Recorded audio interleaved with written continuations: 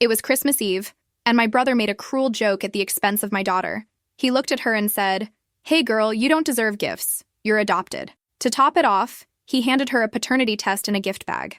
My nephews laughed and pointed at her, and that was the moment I snapped. I stopped paying for their schooling, and now he's begging me for help. The house was buzzing with excitement. The Christmas tree lights twinkled, Christmas carols played softly in the background, and the air smelled of tamales and punch. For weeks, I had been planning this Christmas, hoping it would be one my daughter, Sophia, would never forget. She's 11 years old, and she is everything to me. I adopted her when she was just 3 after my ex-wife told me she didn't want kids anymore. I found Sophia in a small orphanage, and from the moment I brought her home, I knew she would be my family. Raising her on my own hasn't been easy. I work long shifts as a doctor to make ends meet, but her smile makes it all worth it. This year, I invited my younger brother Jake and his family over for Christmas. Jake is 32, 2 years younger than me, and he's always been the type who thinks he's hilarious. He has 2 kids, Max, who's 14, and Mia, who's 12. His wife Tina is quiet and keeps to herself. I also invited my parents, Miguel and Rosa, who arrived early with a box of homemade pastries. Jake and his family live a few hours away, and though we don't see each other often, I've always tried to help them out. Jake lost his job 2 years ago, and since then, I've covered some of their expenses, things like electricity, water, and even the private school fees for his kids. It wasn't a small amount of money, but I did it because they're family, and I didn't want my nephews to go without. The evening started off smoothly. Sophia ran around the living room in her reindeer sweater, showing off the paper stars she had decorated the Christmas tree with. Max and Mia arrived, glued to their phones, barely acknowledging anyone, but that's typical for teenagers. Jake and Tina brought a bottle of soda and a crushed sweetbread. My parents sat on the couch chatting with me about my work while Sophia played nearby. We had tamales for dinner, shared some laughs, and everything seemed to be going well. After dinner, Jake said he wanted to do something special with the presents. He got up from the couch with a big grin on his face and pulled several boxes and bags from underneath the tree. "This Christmas, I'll handle the gift giving," he said, winking at me as if he was trying to impress everyone. First, he called Max and Mia over and handed them each a big, shiny box. Max opened his and screamed, "A new Xbox with games! Dad, you're the best!" Mia opened hers and pulled out a brand new PlayStation 5 with a dance game she loved. "I can't believe it, thanks, Dad," she said, running to hug him. They were both thrilled, and I thought to myself, wow, Jake really spent a lot on these gifts. But then I remembered it was money I had lent him a few days ago to buy presents for everyone, including Sophia. I hadn't said anything. I just smiled and stayed seated. Jake then walked over to my parents and handed them a simple bag with a tiny bow on it. My mom, Rosa, pulled out a pair of knitted scarves, one for her and one for my dad to keep them warm this winter, Jake said with a kind tone. My dad, Miguel, nodded and said, "Thanks, son, that's nice." My mom smiled and put the scarf around her neck, even though it was warm inside the house. Tina didn't receive anything, but she didn't seem to care. She sat there, staring at her phone. I kept waiting, expecting Jake to give me or Sophia something, but he continued acting as if everything had been planned. At the end, only Sophia was left. She was sitting on the floor, near the tree, her eyes sparkling with excitement as she waited her turn. Jake pulled out a small bag with a red bow and handed it to her, that strange smile still on his face, which made me uneasy. "Open it, little one," he said, looking at Max and Mia, who exchanged smirks. Sophia eagerly unwrapped the gift, thinking it might be something sweet or a toy. But as she pulled out what was inside, her blood ran cold. It was an at-home DNA test kit. Sophia looked confused and read aloud, "Paternity test." She didn't understand what was going on. Then Jake burst out laughing and said, "Hey girl, you don't deserve gifts, you're adopted. What are you going to do with that? You're not really part of this family." Max and Mia erupted into laughter. "Yeah, figure out where you came from," Max yelled, pointing at her, while Mia tried to cover her mouth, but the giggles kept escaping. Sophia froze, the box trembling in her hands. She looked at me with tears welling up in her eyes and whispered, "Dad, what does this mean?" Anger burned inside me. I looked at Jake, still laughing like he had told the funniest joke ever, and at Tina, who stared at the floor. My parents, sitting on the couch, were silent. My mom had a hand over her mouth, and my dad furrowed his brows, but no one said anything. Sophia dropped the box and ran to her room, crying. The slam of her door echoed through the house. I jumped off the couch so fast I nearly knocked it over. "What's wrong with you, Jake? Are you out of your mind?" I yelled. He shrugged, still wearing that ridiculous grin. "Relax, Juan. Don't overreact. It was just a joke. The kid needs to toughen up." "A joke? She's 11 years old.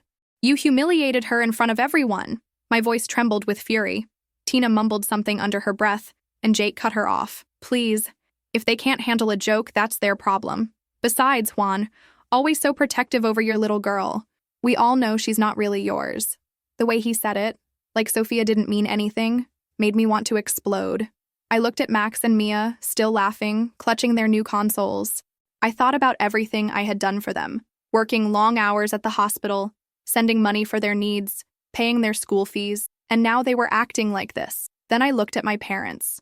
My mom's eyes were filled with tears, and my dad clenched his fists, but neither of them spoke up. I felt betrayed, like no one was going to defend us. Get out of my house, I said, pointing toward the door. Jake blinked, not believing what he was hearing. Seriously, Juan? It's Christmas Eve. Out. Now, I shouted louder, not wanting to see any of them again. Tina tried to speak, but Jake grabbed her arm, pulling her toward the door while muttering, "What a drama queen. It'll pass." Max and Mia followed, still carrying their new consoles and laughing. My parents slowly got up, my mom touching my shoulder and saying, "Son, calm down. Don't do something you'll regret." But I was so angry I just said, "Go. All of you." When the door slammed shut behind them, I stood there breathing hard. I walked to Sophia's room and found her crying, her face buried in her pillow. I sat down beside her and hugged her tightly. "Don't pay attention to them, sweetheart. You're my daughter, and you always will be. You don't need a test to prove that," I told her, though it was hard to speak. She hugged me back tighter and, between sobs, asked, "Why are they so mean, Dad?" I didn't know how to answer. I just held her until she fell asleep. That night, as I stared at the tree and the DNA test kit lying on the floor, I made a decision. Jake and his family didn't deserve anything from me.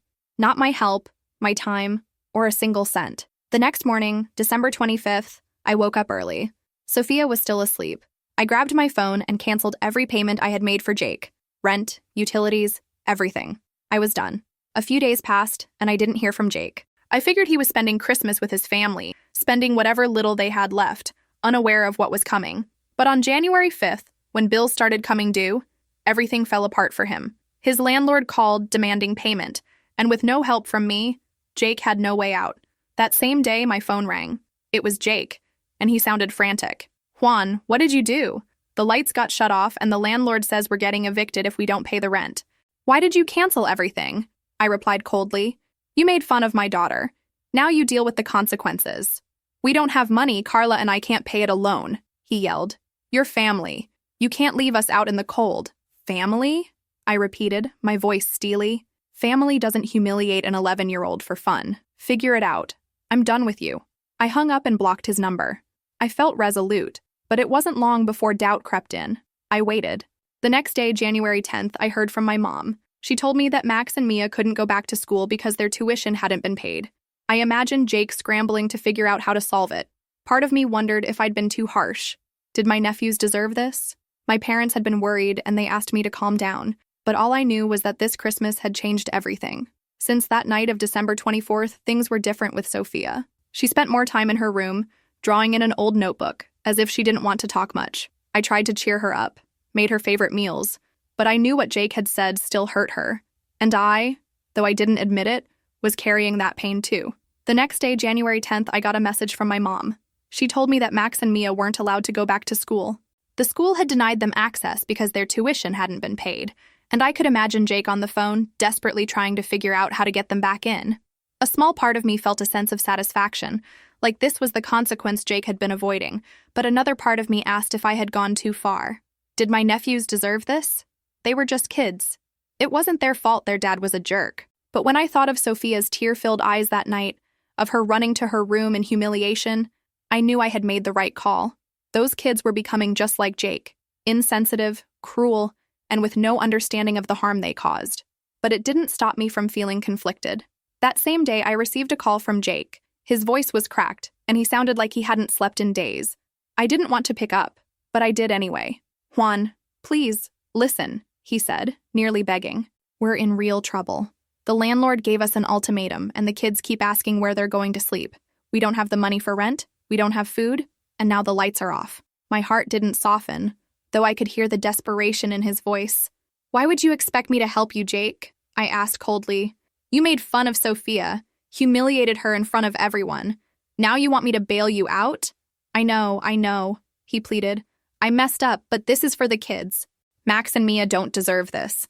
Don't let them suffer because of me. My mind raced, but I was clear.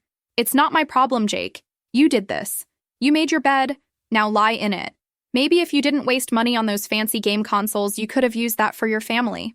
I felt a bitterness in my throat, knowing he had used money I had given him to buy those gifts for his kids, all while asking me for more help. You don't understand, Jake continued, his voice breaking. Carla and we're at our breaking point. We've lost everything. If you don't help us, we'll be on the street. Please, Juan, think of the kids. Max and Mia have no one else. For a moment, I was silent. I thought of the two kids. Max and Mia weren't the ones who made the joke. They weren't the ones who humiliated Sophia. But they were the ones left to deal with the consequences of their father's actions. But even as I thought this, I knew I had made the right decision. You'll figure it out, Jake, I said firmly. I'm not the one who put you in this position. The call ended, and I was left standing there staring at my phone. I couldn't help but feel a pang of guilt, but I couldn't forgive him for what he did to Sophia, no matter how much he begged. As I sat there, my phone rang again. It was my mom. Her voice was tired, but resolute. Juan, she began, your dad and I talked with Jake last night. He's asking for money again. He says if we don't help, they'll be on the streets. He says the kids are scared. I didn't even wait for her to finish. Mom, no, I said, cutting her off. I'm not giving him anything. He doesn't deserve it. After what he did to Sophia, I can't help him. I know, son, she said quietly, but you have to understand. We're talking about your nephews. Max and Mia. They're kids. They're suffering because of their dad, and they didn't choose this. I felt my chest tighten. My mom was right. Max and Mia were innocent in all of this, but Jake had dragged them into his mess, and they were now facing the consequences of his cruelty. Still, I couldn't forgive him for the way he treated Sophia. I wouldn't be the one to bail him out. You're right, I said slowly. They didn't choose this, but Jake needs to learn that there are consequences to his actions. I'm not going to keep enabling him. He needs to step up. My mom sighed. Juan, I know. But think about it. We don't have much, but we can help them. Not Jake, but the kids. You know we can't leave them like this. I hesitated. I could feel my resolve slipping. The idea of my nephews being homeless, hungry, and without an education broke something inside me. I thought about Sophia, who was still so hurt by what Jake had done, and how she had asked me not to be sad for her. I promised her I would protect her, but was I doing the right thing by ignoring her cousin's needs? My mom continued, Your father and I can't do much. We're on a fixed income, but we're offering to take Max and Mia in. We have the space, and we'll do what we can to help them get back on their feet. But Jake and Tina, they're on their own. I sat quietly for a moment, processing everything. Max and Mia were innocent, and they had to be given a chance. But what about Jake? He needed to face the consequences of his actions, even if it meant losing his children's respect for a while. I couldn't keep fixing his mistakes. Okay, I said finally, my voice softening. I'll help with the kids, but I won't help Jake. He has to learn that he can't keep relying on others to fix his problems. I'll pay for their school fees and they can stay with you for now. Thank you, Juan, my mom said, her voice filled with relief. It's not going to be easy, but we'll make sure they're okay. The conversation ended, and I sat there, conflicted. I didn't want to let go of the anger I felt toward Jake, but I knew that helping Max and Mia was the right thing to do. They were still kids, and they didn't deserve to suffer for their father's mistakes. A few days later, my mom came by to talk to me. She told me that Max and Mia were settling in at their house, and they seemed to be adjusting well. They had been worried about their dad, but they were starting to feel safer now that they weren't living in the motel anymore. The next day, I made my decision. I called the school and paid for Max and Mia's tuition, making sure they could go back to class without any problems. I knew that it was the right thing to do, even if it meant continuing to separate myself from Jake. But the tension in my heart didn't ease. I had done what I thought was best, but there was still that lingering feeling that I was leaving part of my family behind. Every time I looked at Sophia, who had been so hurt by the events of that Christmas, I felt a mix of pride and sadness. She was my daughter now, and nothing would change that. That evening, I sat down with Sophia. She had a new drawing for me, one of us all together under the Christmas tree, smiling. "This is for you, Dad," she said quietly, "so you don't have to be sad anymore." I smiled and pulled her into a tight hug. "Thank you, sweetie. You're right. I don't need to be sad anymore. I have you." And as I held her close, I realized that no matter what happened with Jake, my family was here. We were together, and that was what mattered. But life didn't get any easier. As the days went by, the distance between me and Jake grew, and I found myself wondering if there was ever going to be a way back. Would I ever forgive him? Would we ever be a family again? I wasn't sure, but one thing was certain. I wasn't going to let his mistakes ruin my life or Sophia's. As the weeks passed, the weight of the situation slowly settled into the corners of my mind. Despite all the anger I had felt toward Jake, I knew I had done what I thought was right. My decision to help Max and Mia, but cut ties with Jake, had given me some peace of mind. Still, I couldn't escape the lingering feeling of guilt. Was I being too harsh? Couldn't I at least try to reconcile with him for the sake of his children? But then, I would think of Sophia, and everything would make sense again. She had been hurt so deeply by what Jake had said and done, and I had promised her that I would always protect her. That promise was everything, and no matter how much guilt gnawed at me, I wasn't going to break that promise. Sophia had started to return to her normal self after Christmas. Her smile was back, though there was still a shadow in her eyes that couldn't be ignored. I had tried to help her through the pain, but I could see that some things weren't going to heal quickly. Every time she'd catch a glimpse of the tree, her expression would change for a second, a flash of hurt crossing her face before she would hide it away again. It broke my heart to see that, but I also knew I had to respect her space and let her heal at her own pace.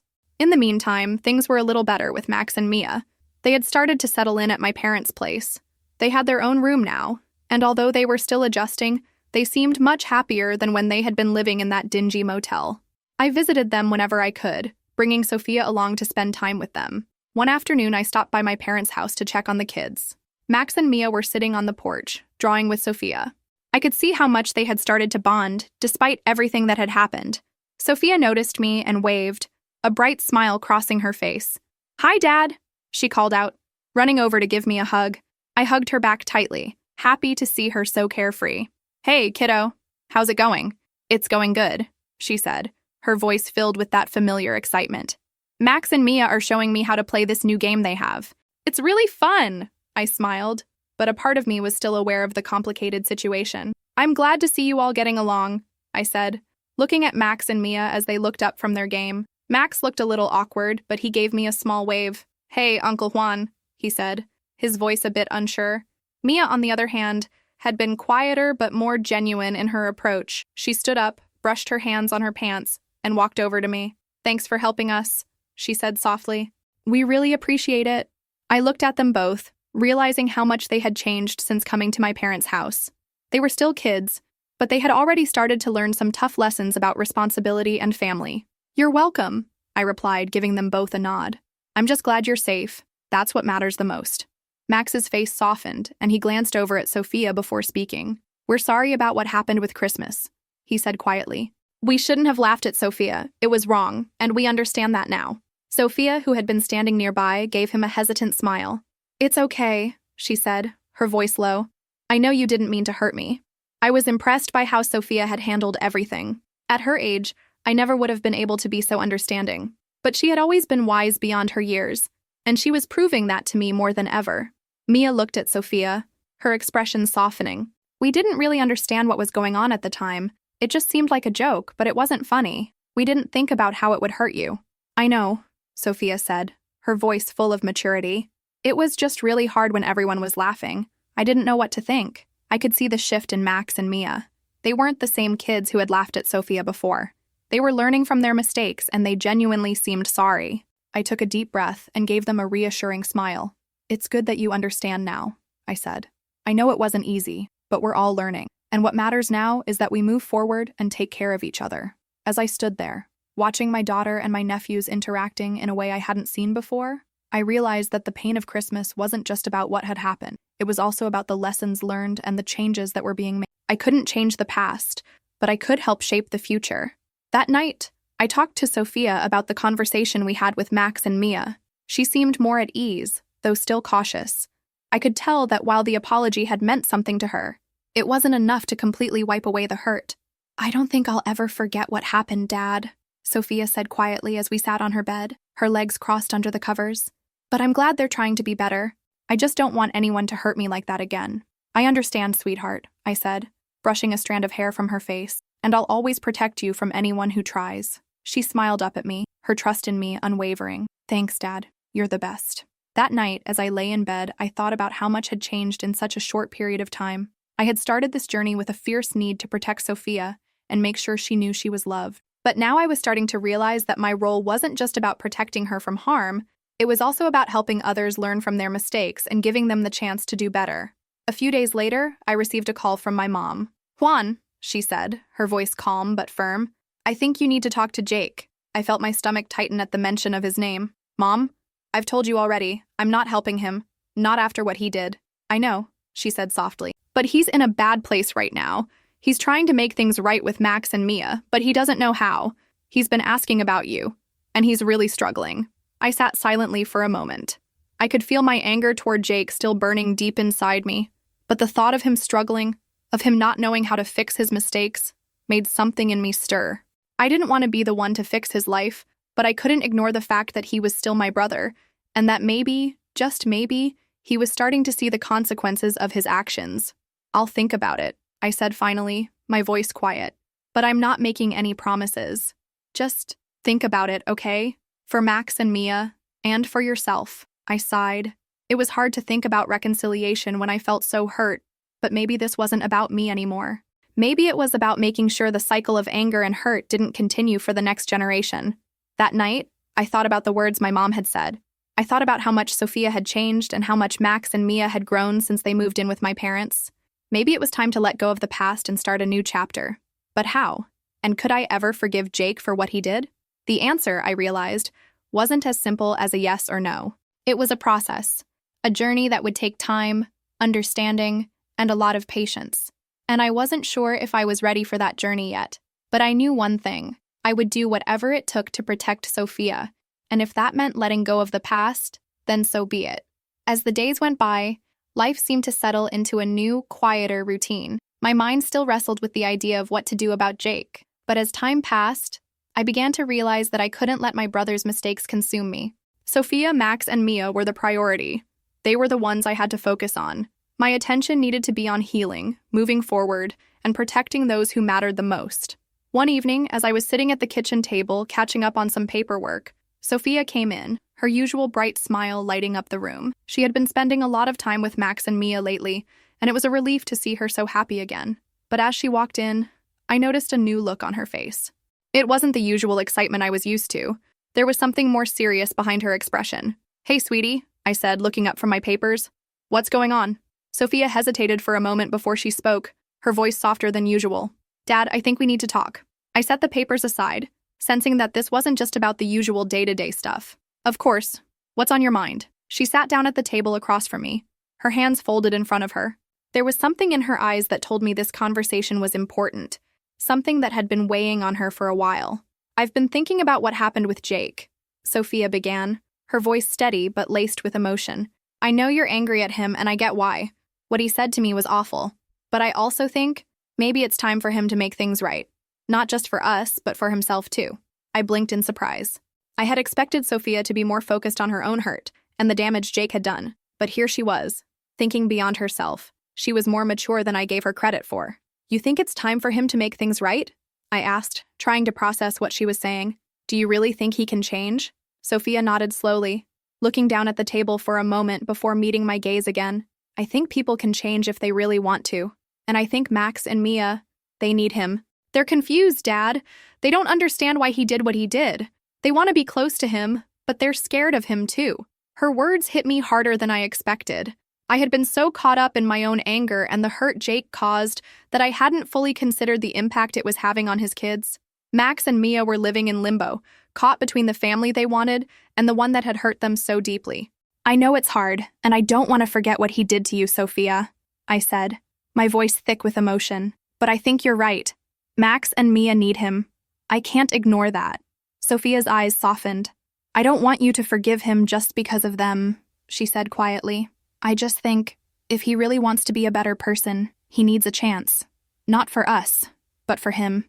We can't be the ones holding him back, right?" I let her words sink in, weighing them carefully. She was right. Holding on to my anger toward Jake wasn't just hurting me, it was hurting the kids too. They were caught in the middle of something they couldn't control, and it wasn't fair to keep them in that limbo forever. It wasn't about forgetting what Jake had done. It was about giving him a chance to make things right. And maybe in doing so, I could finally let go of the anger I had been carrying around for so long. I sighed deeply. "You're a lot wiser than I was at your age," I said, shaking my head with a smile. I don't know if I'm ready to forgive Jake, but I'll think about it. Maybe it's time for a conversation. Sophia smiled, the weight that had been on her shoulders seeming to lift a little. Thanks, Dad, she said, standing up and giving me a quick hug. I know it's not easy, but I just want us all to be okay again. I don't want to hate anyone anymore. As she walked away, I sat there for a long time, staring out the window, lost in thought. What Sophia said echoed in my mind. We can't be the ones holding him back. It was true. I had spent so much energy holding on to my anger, thinking that it would somehow make things right. But maybe it was time to let go. Maybe it was time to finally give Jake the chance to make up for what he had done. The next day, I called my mom. I had been avoiding Jake for so long, but after what Sophia said, I knew it was time to make a move. My mom answered the phone on the second ring. Juan, she said, her voice a little softer than usual. Are you ready to talk to Jake? I hesitated for a moment, taking a deep breath. I think so, I said finally. I need to do this, not just for him, but for everyone. Good, she said, her voice full of relief. He's been asking about you a lot, and he's trying. I know you're angry, and you have every right to be, but he's really struggling, Juan, and he's asking for your help. I could hear the uncertainty in her voice, but she was right. Jake was struggling, and I was too, in my own way. Holding on to the anger wasn't helping anyone. It was just prolonging the pain for all of us. I'll talk to him, I said, my voice firm, but I'm not promising anything. He needs to take responsibility for what he did. I won't let him off the hook for that. Of course, she replied. Just take it one step at a time. That evening, I called Jake. I didn't know what to expect, but I knew I had to give him a chance. When he picked up, his voice was tentative, like he wasn't sure if he should be hopeful or not. Juan? He asked, sounding surprised. You actually called me back. I've been thinking, I said, my voice steady. Sophia said something to me that made me reconsider things. We need to talk. There was a long pause on the other end. I know I messed up, Jake said quietly. And I know I don't deserve anything from you. But I'm trying, Juan. I don't want to be the guy I was. I want to make things right, especially for Max and Mia. I felt a lump form in my throat. This wasn't the Jake I remembered. The Jake I knew would have laughed this off, made another joke, and avoided taking any real responsibility. But this was different. Maybe, just maybe, he was ready to change. I'm willing to listen, I said, my voice softening a little. But you need to understand something. What you did to Sophia, humiliating her like that, hurt more than just her. It hurt all of us. And if you want to be part of this family again, you have to show us that you can be better. No more jokes, no more games. Jake was quiet for a moment, and I could tell he was processing my words. Then he spoke, his voice earnest. I'll do whatever it takes, Juan. I don't want to lose my family. I don't want to keep being the person I've been. I can't undo what happened, but I want to try. I sighed, leaning back in my chair. It wasn't going to be easy, and I wasn't going to let him off the hook just because he was asking for another chance. But I also knew that holding on to this anger wasn't helping anyone, least of all me. Maybe this was the beginning of something new. All right, I said finally. Let's talk. We'll figure out where to go from here. But don't expect everything to go back to normal right away. I understand, Jake replied, relief flooding his voice. Thank you, Juan. Thank you for giving me a chance. As I hung up the phone, I felt a strange mix of emotions. There was still a lot of hurt, a lot of pain to work through. But maybe, just maybe, I was ready to start moving forward. The days following that conversation with Jake were a mix of emotions. I knew that things wouldn't be fixed overnight, but for the first time in a long while, I felt like I had made the right decision. I had given Jake a chance to take responsibility for what he did, and I hoped he would follow through. But there were still so many unanswered questions, so many layers of hurt that needed to be addressed. Sophia seemed cautiously optimistic. She hadn't completely let go of the pain from Christmas, but the fact that Jake had finally reached out gave her a glimmer of hope. She was always more mature than her years, and even though I knew this situation had affected her deeply, she never let it overshadow her kindness. She had always believed in the good in people, and perhaps that was one of the things that made her so special. That afternoon, I decided to take the first step toward rebuilding the bridge with Jake. I called him again, this time with a bit more certainty. Jake, I said, once he picked up. I've been thinking about what we talked about, and I think it's time we meet in person. There was a long pause, and then Jake's voice came through, tentative but full of relief. Are you sure? I mean, after everything? I'm sure, I said firmly. We need to talk face to face. This isn't something that can be fixed over the phone. He seemed to breathe a little easier. I agree. I'd like that, Juan. I'm ready. I really am. We agreed to meet at a park the next afternoon.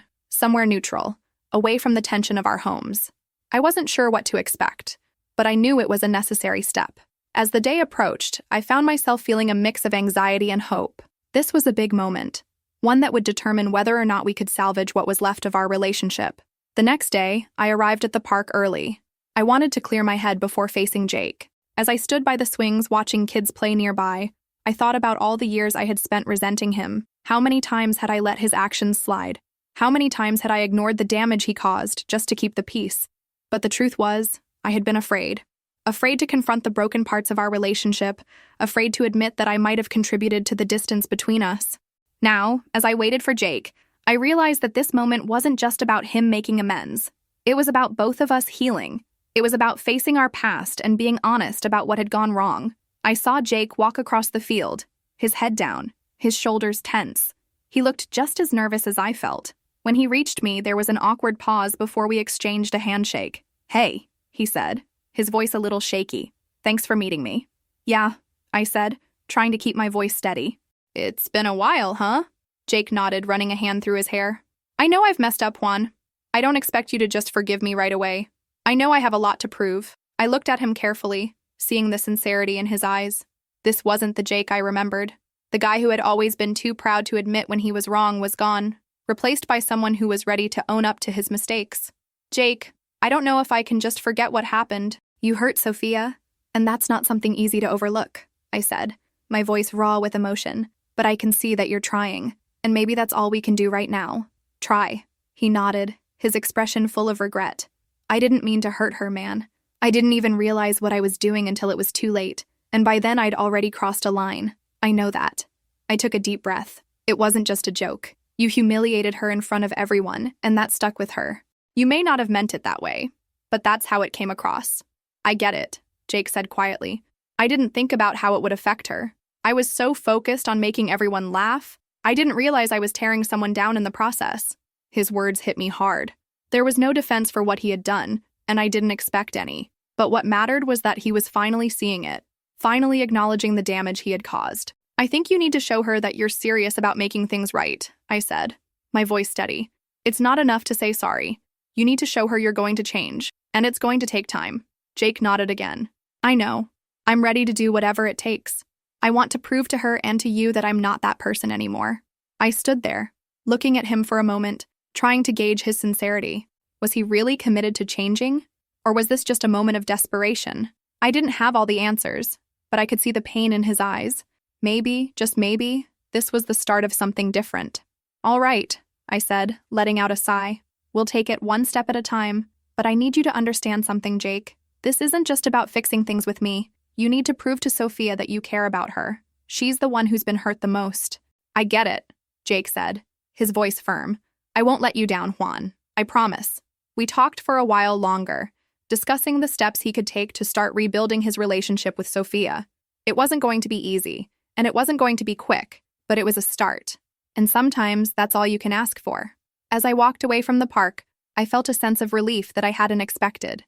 The burden of anger had been lifted, just a little. I wasn't sure if Jake would follow through, but I knew I had given him the chance he needed. And that, for now, was enough. When I got home, Sophia was in the living room, drawing in her sketchbook, her usual quiet focus surrounding her. I sat down beside her, unsure of how to bring up the conversation I'd just had. "Hey, sweetie," I said softly, running my hand through her hair. "I had a talk with Jake today." She looked up at me, her eyes curious. "What did he say?"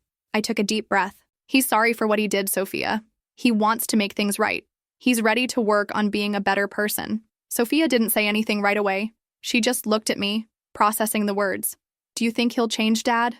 I paused, thinking carefully about my answer. "I don't know, kiddo. I really don't. But I'm willing to give him the chance. I think he deserves one, and you deserve to see if he can make it right." She smiled, just a little, like a weight had been lifted off her shoulders. "I don't want to be mad at him forever," she said softly. "I just want him to be sorry." "I know," I said, pulling her into a hug. "And he is. But we need to see if he can show us that he means it. It's not about the words, it's about the actions." Sophia hugged me back, and I could feel the tension in her body ease. For the first time in a long time, I felt like we were taking a step forward. I didn't know what the future held, or if Jake would truly change. But for now, We were moving in the right direction. Together. As I looked at my daughter, I knew that no matter what happened, I would always be there to protect her. And if Jake was truly ready to change, then maybe, just maybe, there was a way for us to be a family again. Slowly, but surely.